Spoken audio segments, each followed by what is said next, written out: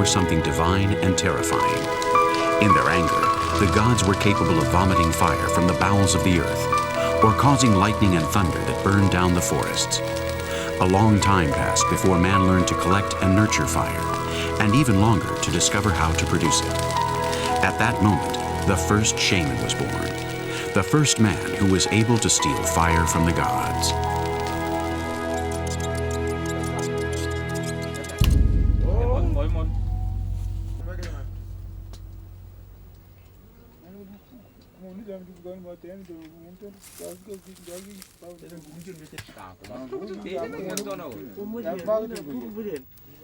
It is estimated that man used fire domestically during the Middle Pleistocene, about 360,000 years ago. This fact became a determining factor in the development of humanity, which yet would have to suffer through 3 glacial eras. The concept of the hearth was born, the place around which the community gathered, the difference between raw and cooked food, between cold and warmth. With fire illuminating the darkness of the night, it became easier for man to defend himself against the wild beasts. The guardians of the fire, who still exist among some primitive groups such as the Pygmies of Central Africa, began to be considered as holy men with extraordinary powers.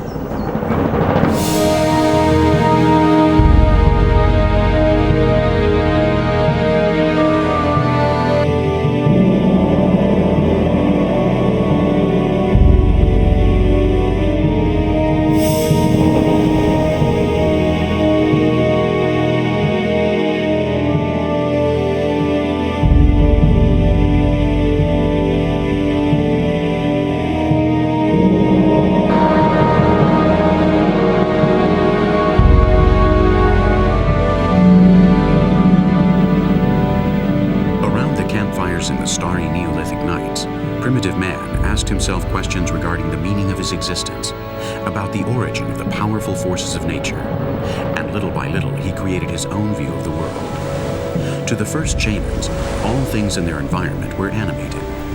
Men, as well as plants, animals, and objects, had spirits. They perceived incomprehensible energies to which they attributed divine origin. Thus were born the natural deities of the mountains and seas, forests and deserts, wind and rain.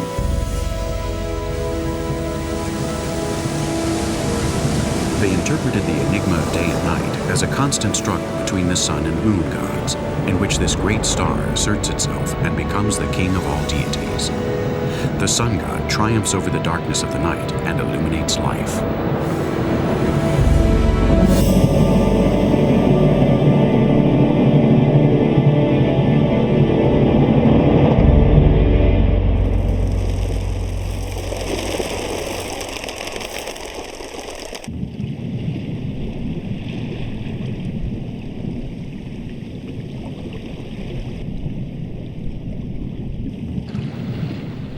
From the vantage point of his superior intelligence, man learned by observing other species.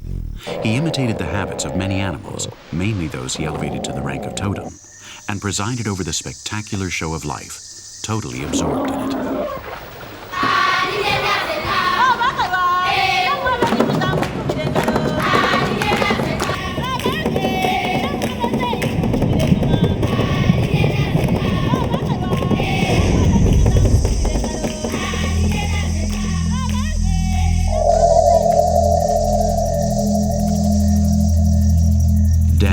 Which stalked him at every moment, has been another incomprehensible mystery since the beginning of time.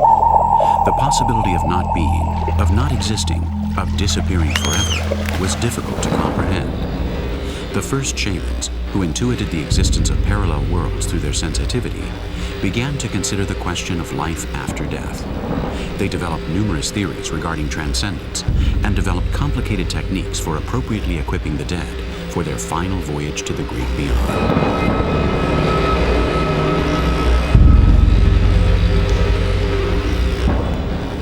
Mummification and burial with all sorts of objects ensured the survival of the deceased in the afterlife. The obligation to properly pay one's last respects to the dead and worship them led to funeral rites, many of which continue to be an enigma, such as the Peruvian cliff sarcophagi at Carajilla. The coffins of the Chachapoya culture, reminiscent of the Easter Island statues, gaze fixedly at a horizon that has remained unknown up to the present time.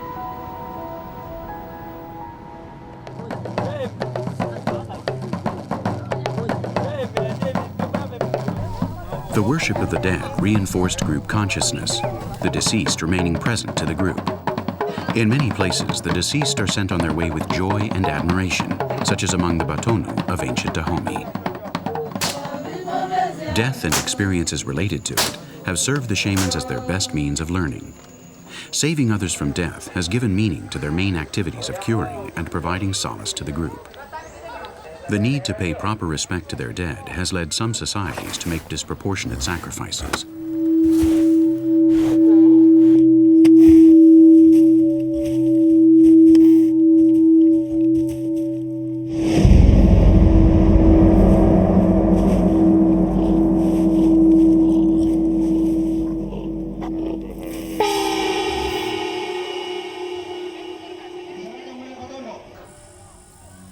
Among the Toraya of the island of Sulawesi, funerals are a great event where the family of the deceased must sacrifice a large number of oxen to honor the memory of the departed and reassure their neighbors. If the deceased is dissatisfied, he will return and cause problems for the living. Their religious beliefs in the shaman. In fact, the internationally used word shaman is actually of Manchu-Tungu origin, having entered into ethnological vocabularies via Russian.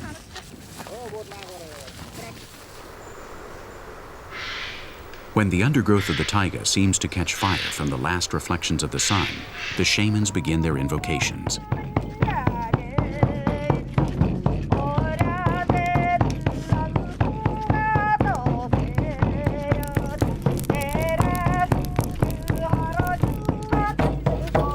In the 16th century, most of these nomadic tribes were converted to Tibetan Lamaistic Buddhism, but shamanism continues to be present.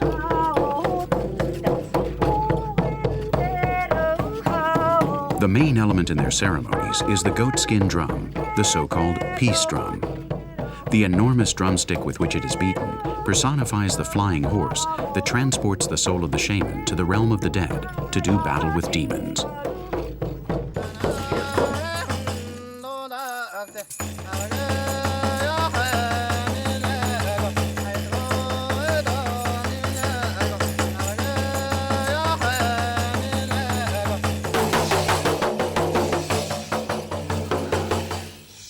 The shamans enter into a deep trance that facilitates their passage into the dimension of the spirit. In this state, they cure the sick, accompany the souls of the deceased to the great beyond, and protect the clan's livestock from diabolical entities.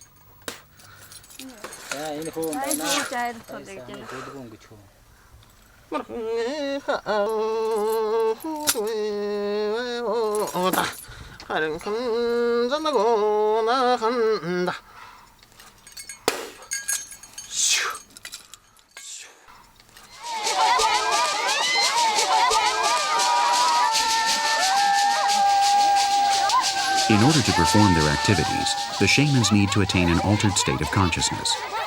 In some cases, they bring the group into such a state.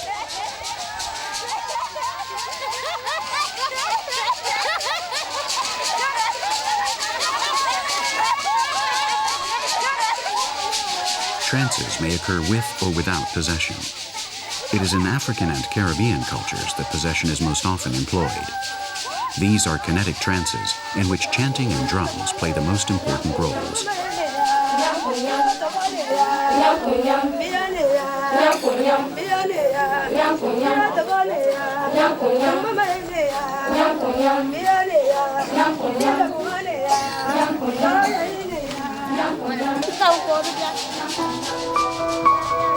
The deities and spirits invoked possess the adherents and provide them with internal relief and tranquility. Throughout history, trances have helped man to free himself from his psychological and physical pressures and to achieve equilibrium. Liberation from the body allows him to realize a profound catharsis which strengthens his mental health.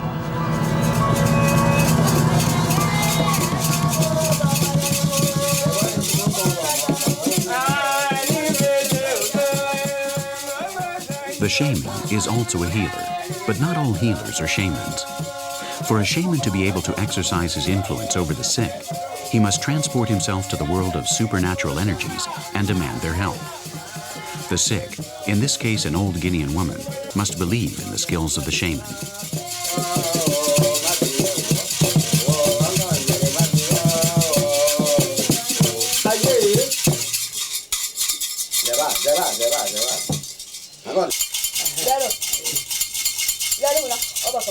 The spirits possess the medium and decide on the treatment the old woman requires.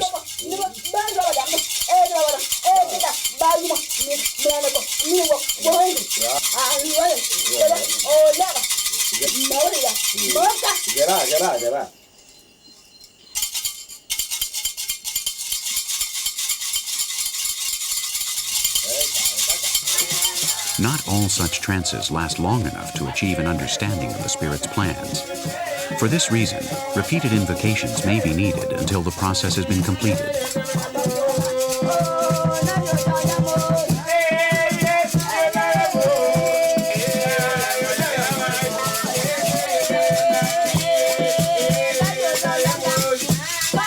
Individuals experience the state of possession in different ways.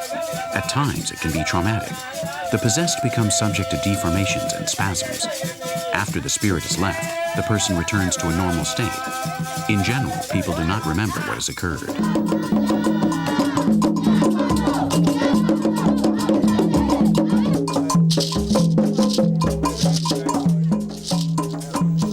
Sacrificial blood appeases the anger of evil gods. We're in southern Benin. This shoe ritual is dedicated to the god Varian, the god of smallpox. Many lives are lost among these people due to this illness. The purpose of the ceremony is to keep Varian happy so that he will not inflict them with smallpox.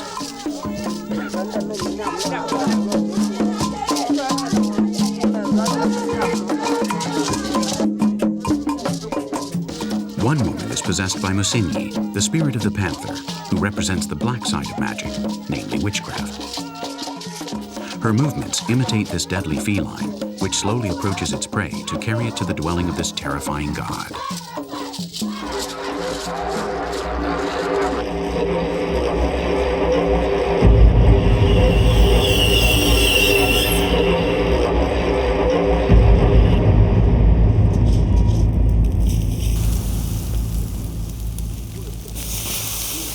At the foot of the cross on the tomb of Baron Samedi, a group of voodoo practitioners meets to perform a ritual.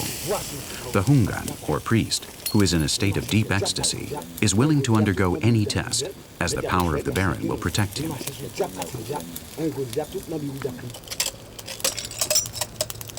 The possessive trance will enable him to eat glass without injuring himself.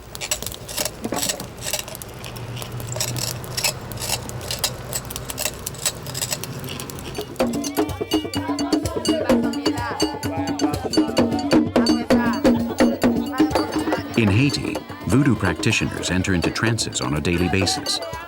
In a Guinean ceremony on the beach of Limonade, a woman is possessed by Ersuli, a virgin of high stature in this hybrid religion.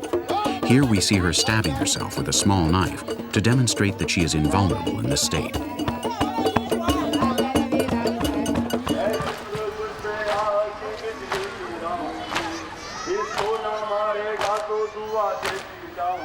In the Muslim Mujarrar, participants enter into a deep non-possessive trance by means of mortification.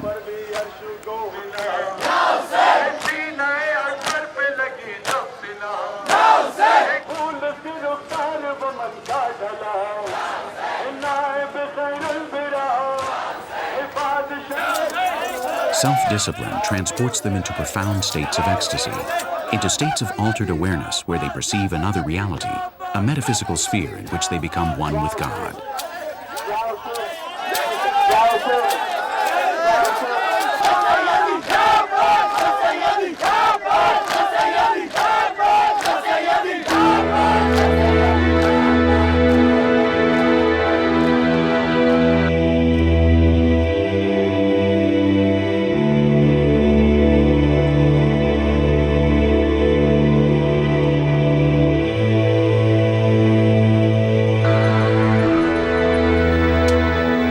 Mortification and discipline is also practiced by Christians. In the Philippines, the faithful stab, impale, whip, and crucify themselves in imitation of Jesus Christ, mistreating their bodies as if they were an obstacle to encountering God.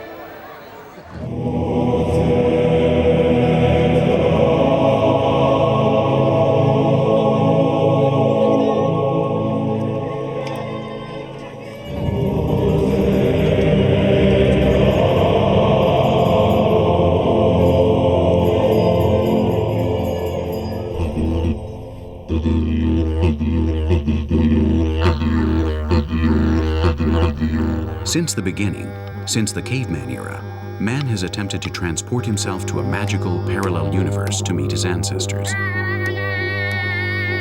Dance, together with low-frequency sound, is another medium to achieve altered states of awareness and trance.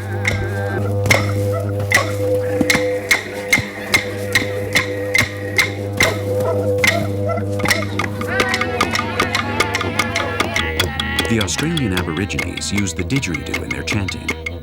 This is a sacred instrument with origins in the era of dreams, when the serpent of the rainbow created the world. Its solemn sound is a call from the great beyond.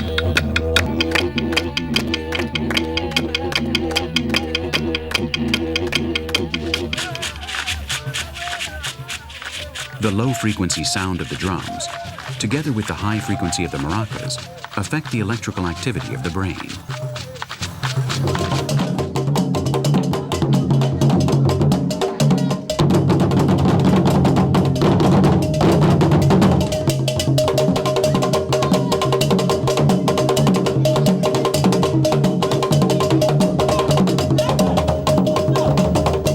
Percussion is the soul of Africa. According to the researchers Yilek and Ormestad, the most effective frequency to bring on a state of ecstasy is reached with drum beats of between 4 and 7 cycles per second.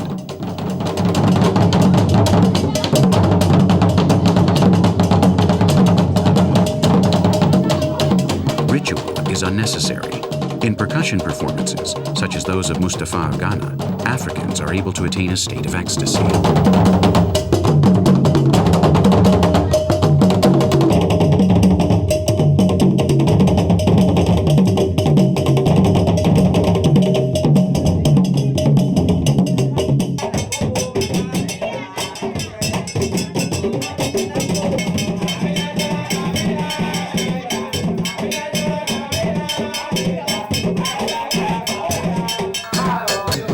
Dance is essential to attain a shamanic trance. Dr. Maite Tubia, who is a specialist in music therapy, speaks to us of the potent energies shamans liberate in dancing, like the Cuban Santerias who enter into deep trances. Shamans claim that the 7 most important spiritual channels of human beings are located among the vertebrae. Dancing creates harmony and balance in the body and helps unblock these channels through which the spirits may enter.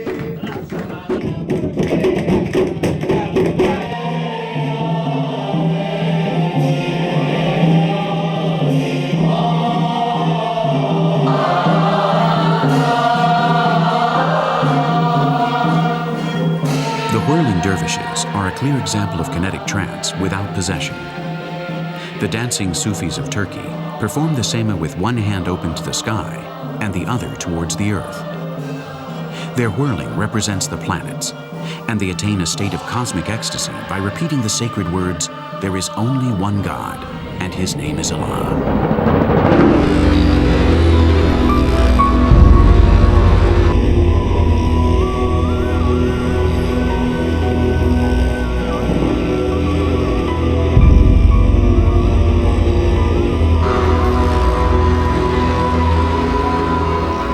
On the shores of Lake Titicaca, at an altitude of 4,000 meters, the stones speak to us of shamans, of the great wizards who inherited the wisdom of the mysterious Tiahuanaco culture.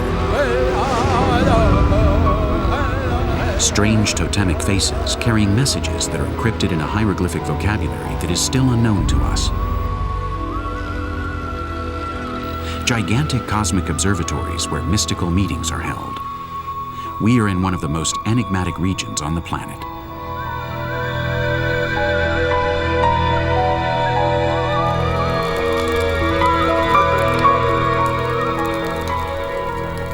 Only shamans are able to remain aware while in a state of ecstasy, between the world of the living and the immaterial dimension of the spirit. Before dawn breaks, the Andean wizards perform their offering rites to welcome Tata Inti, the sun god.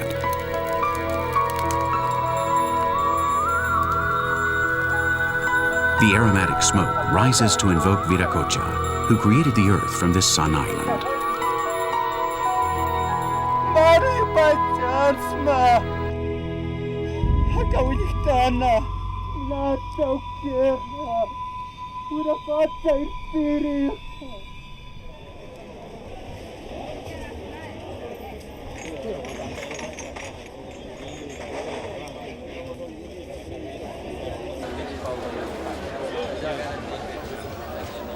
In the wizard markets of Andean cities, we find remedies for almost anything.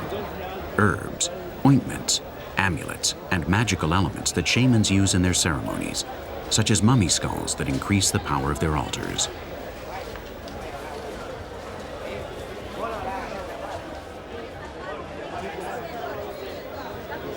Highly essential for communicating with the beyond are the cacti of San Pedro, from which mescaline is extracted.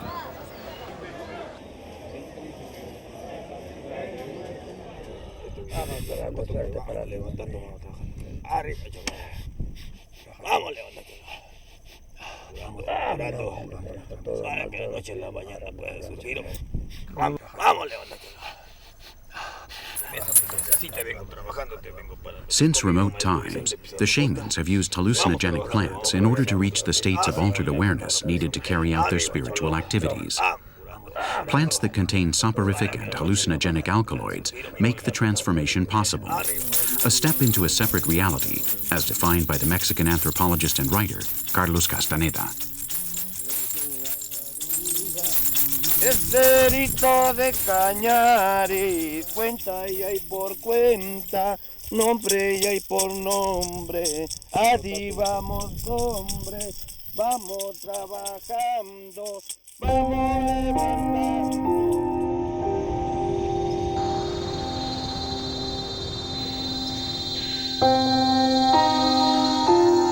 Plants have always had their place in human development. Since time immemorial, man has gradually uncovered the secrets of the forest. Plants that cure, and sacred plants that have been venerated by ancient cultures.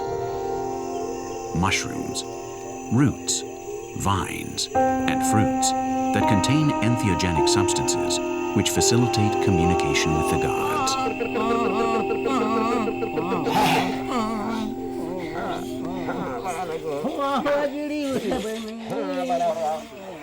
The shamans of the Amazonian tribes employ numerous entheogenes such as ayahuasca, yopo, the psilocybins, and epena.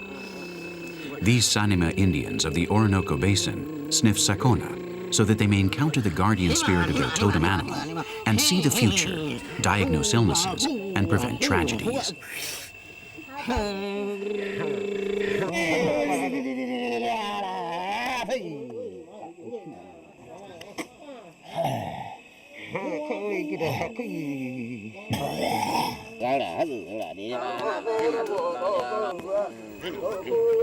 Writers, anthropologists, and scientists, such as Aldous Huxley, Gordon Wasson, Evan Schultz, and Albert Hoffman, have studied ancient religions and shamanic intoxicants in depth, arriving at surprising conclusions regarding the use of these plants of the gods, whose effects are strange, mystical, unusual, inexplicable, and always disconcerting.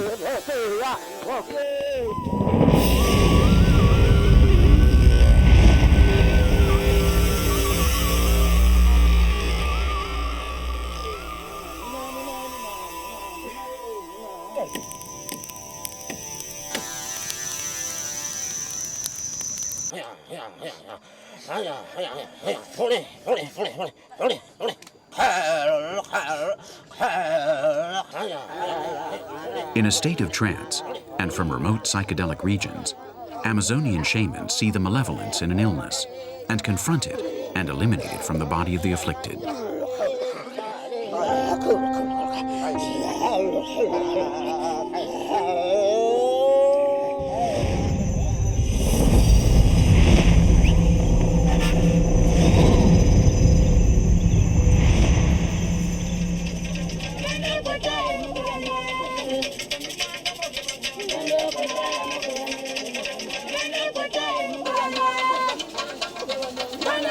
In the heart of the African jungle, the Banjis, or follower of the Bwiti cult, ingest the root of the iboga and dance with their guardian spirits.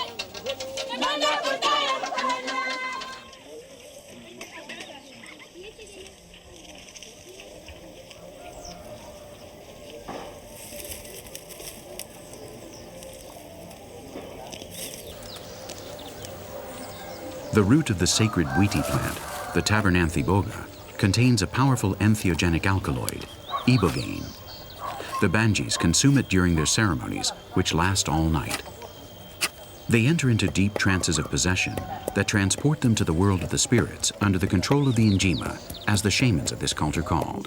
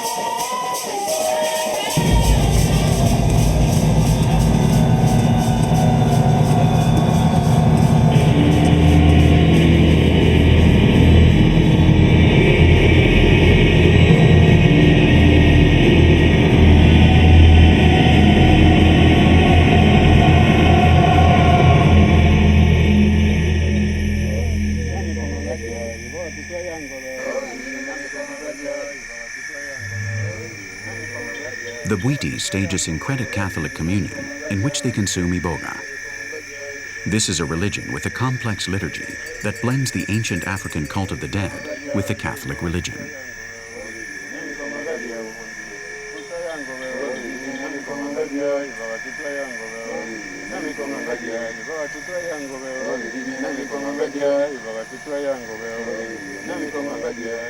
The principal liturgical element is the sacred harp, which represents Banyoku, the first woman who ate iboga and was able to see further, as they term it.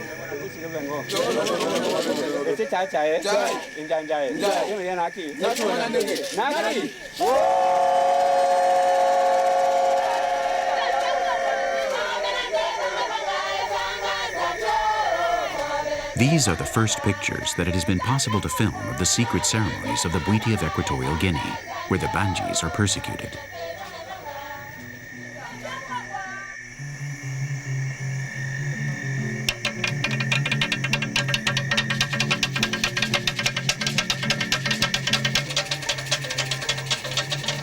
In a country where power is maintained through traditional witchcraft rituals in which human flesh is consumed, the Banjis are in a struggle with their ultra-sensitive world against these practices of anthropophagy, which are difficult for Westerners to understand.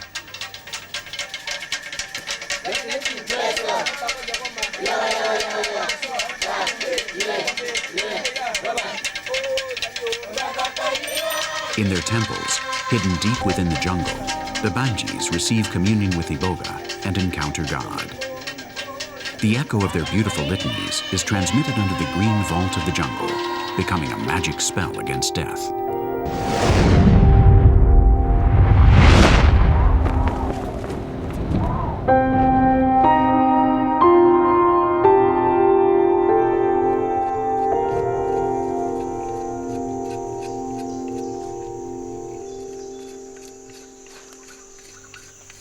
Long before the arrival of the Bantu people in Central Africa, the Pygmies were already there.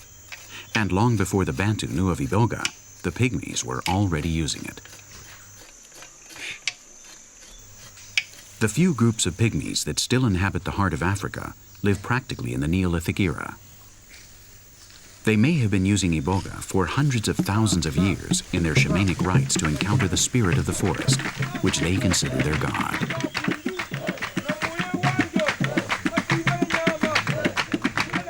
The shaman selects the fittest members of the tribe to consume this entheogen and make the journey in quest of answers.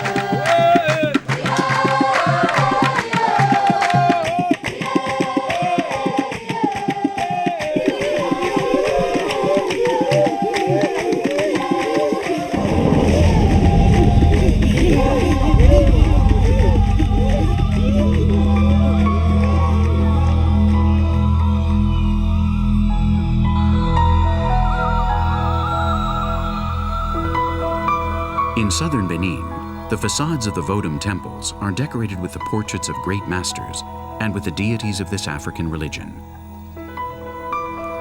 Here novices receive instruction.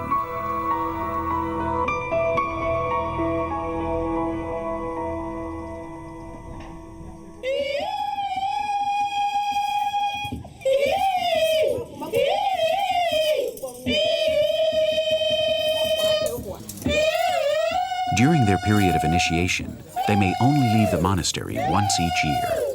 They are called the Dahomey children and are considered completely taboo. No one may speak to them, much less touch them. To the faithful, the onomatopoetic language they speak is not of this world.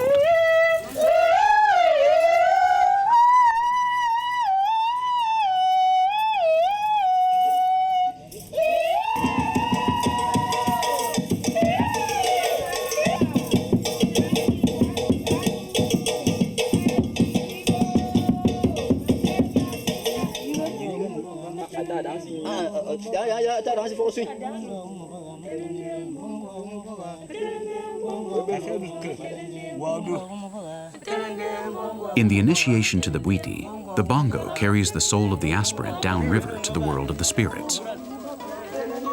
After the ritual has been completed, the child revives as a renewed being, as a banji.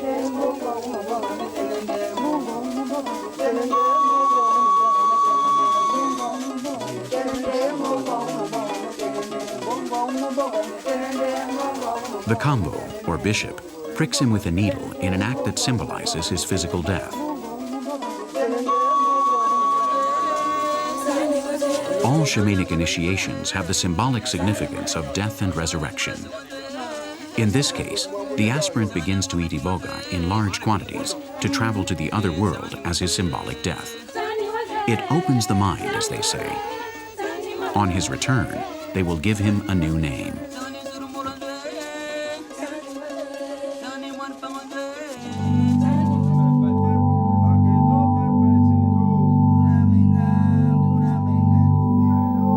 Some initiations are very severe, such as those of the Palo de Monte, also called the Law of Ocha, the dark reverse side of Cuban Santeria.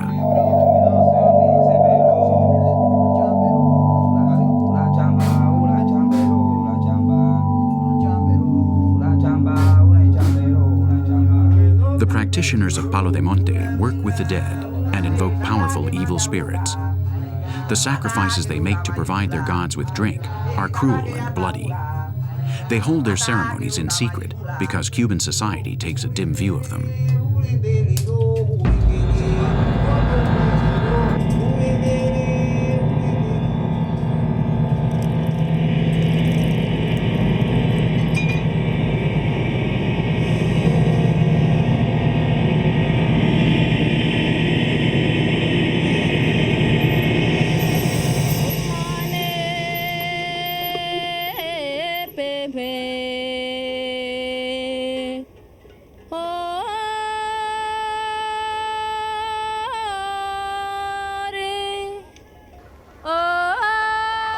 In Tibet, at an altitude of approximately 5,000 meters, nomadic peoples such as the Kambasando or Golok live anchored in a remote time. They practice the yellow religion, as they call Lamaism, which contains reminiscences of the ancient Bonpo religion that is based on shamanic practices.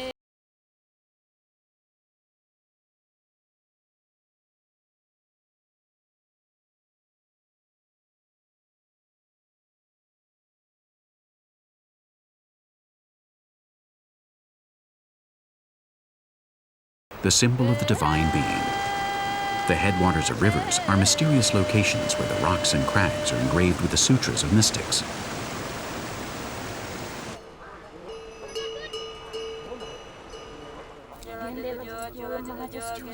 They are very religious. In each of the nomadic tents there is a tanka, before which they kneel to pray at least 4 times each day. Tibetan nomads consult traditional shamans. Tibetan medicine is based on the 4 Buddhist medical tantras, which describe some 84,000 illnesses, for which 2,000 different remedies are given. In the forests of the Tibetan plateau, there are 2,890 species of plants, 160 species of animals, and 74 types of minerals, all of which are used in their curative compounds.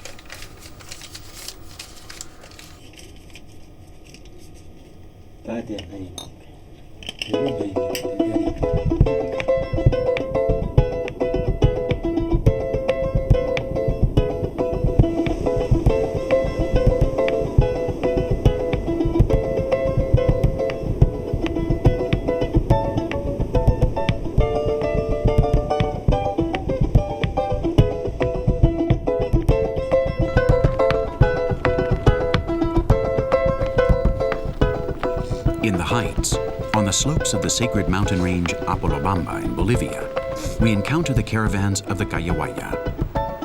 They are nomadic shamans who travel throughout South America, curing the sick.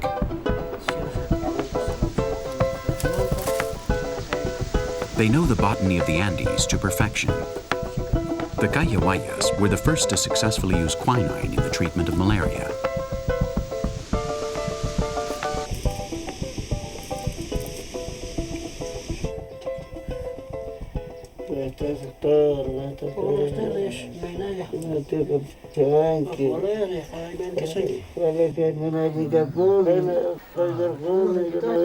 When they arrive at a village, they attend to the sick, who may have been awaiting their arrival for months.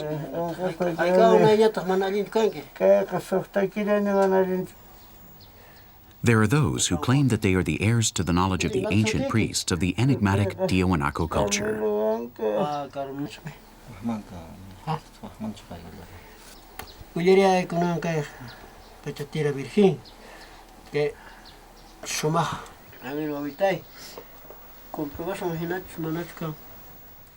Each patient explains the illness he is suffering from and gives the shaman a package of coca leaves.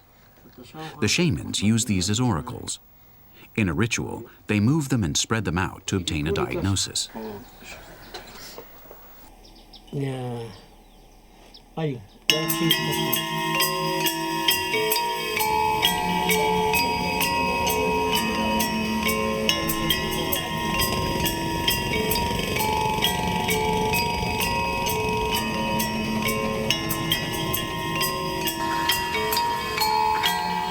In every corner of the planet, there are shamanic practices based on wisdom accumulated over time. These ancient techniques continue to be applied to alleviate pain, to cure illness, and to prevent death. In Vietnam, hot glasses are used to treat physical traumas. The fire consumes the oxygen in the glass, which when it is placed on the skin, works like a suction cup.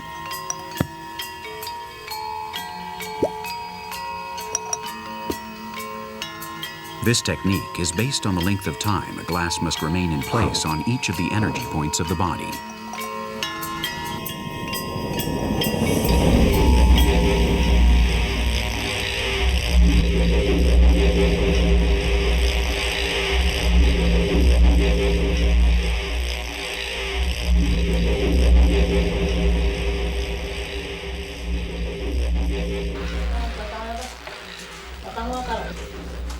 In Africa, illness has a religious significance.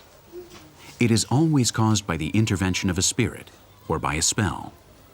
The shamans know a countless number of plant, mineral, and animal remedies which they use to effect physical cures.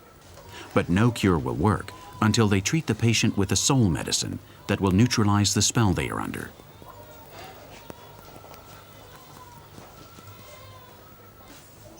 Nothing is considered accidental. For example, they know that malaria is caused by a mosquito and that it may be cured with quinine. But the etiology of the disease lies in a spell that a third person has made to send the mosquito to the victim. Recently, some shamans have begun working in hospitals together with Western-trained doctors. When a patient has been cured, the shaman treats the spell that caused the illness. In this way, they prevent future afflictions of psychosomatic origin.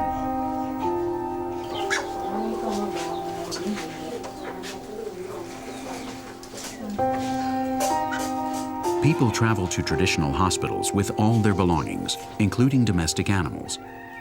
They never know how long it will take to be cured.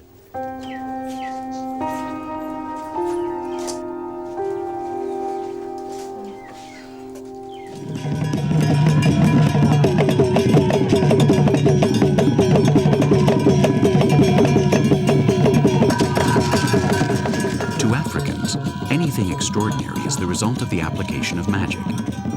The power and ability of this acrobat are granted by the powerful spirit that possesses him while he is performing the Agbaum dance.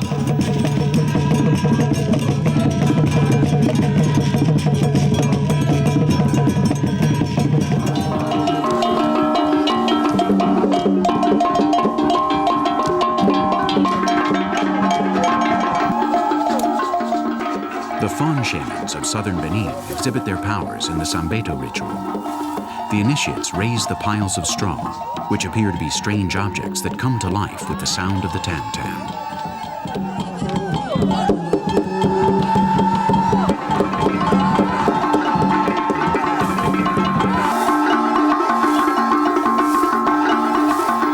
These are public exhibitions that strengthen the authority of the wizards. To Westerners, these are only juggling tricks, although they do not always have an explanation. These piles of straw are consumed while appearing to dance to the sound of drums. No one could remain inside without getting burned. Perhaps what we are seeing are no mere tricks, but a small demonstration of the real occult power of Africa.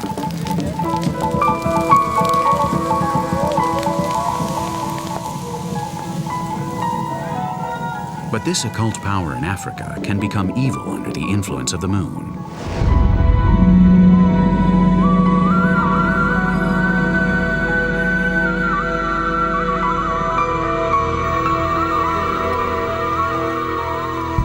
Under the aegis of the night, black magicians use it to do harm. They invoke sinister spirits who demand fresh blood and cruel sacrifices before allowing them to use their power and direct it against innocent people.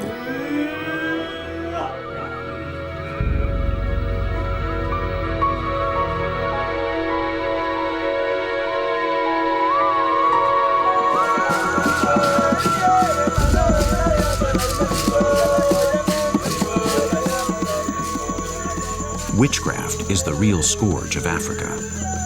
In the deepest jungles of Africa, human sacrifices and cannibalistic banquets still take place.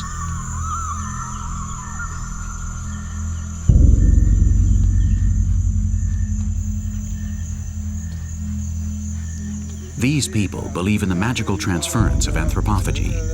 In this recreation, we see a Fang ritual called Ivu. The victim, bound and deranged from the inhalation of smoke from marijuana burning in a fire, is decapitated before the sacred cranium. Then they eat his viscera to rejuvenate themselves.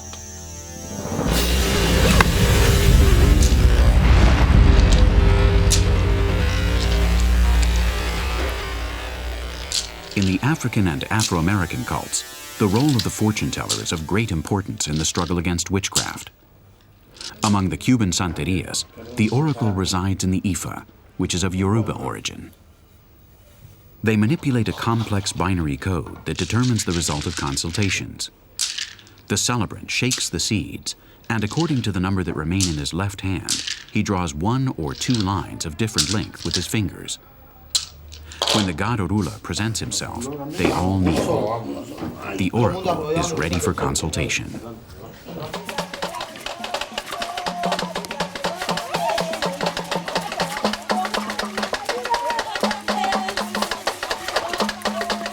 Following the instructions of the oracle, the shamans do head-on battle with evil. These people have a profound belief in spells and may become ill or even die if they feel they have come under a spell. Exorcisms are daily events in these societies where the world of the dead interferes decisively with that of the living.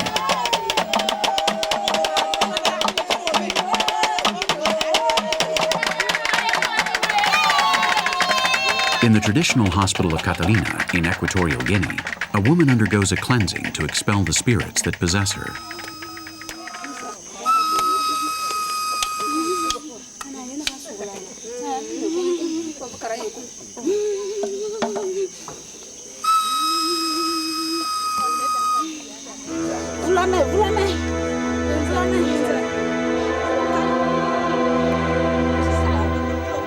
The acolytes of Catalina place some knots of melomba, the shoots of a palm, where the patient feels the spirits are tormenting her. Then they chant the name of the warlock who cast the spell and close the knots to trap the evil. In this case, the name of the warlock is Vicente Baca.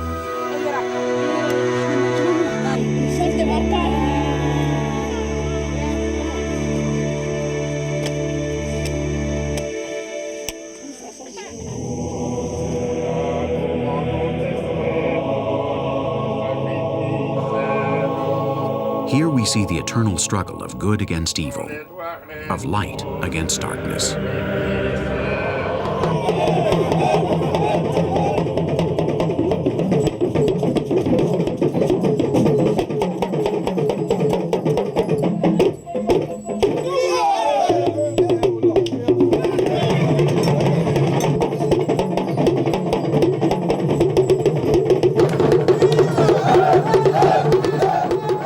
At times, group exorcisms are carried out, as in Porto Novo, where the deities of the Agumbe, represented by believers wearing masks, emerge periodically from the voodoo monastery to walk through the city and protect it from misfortune. People fear and respect them. They demand their blessings and counsel and submit to the penances imposed.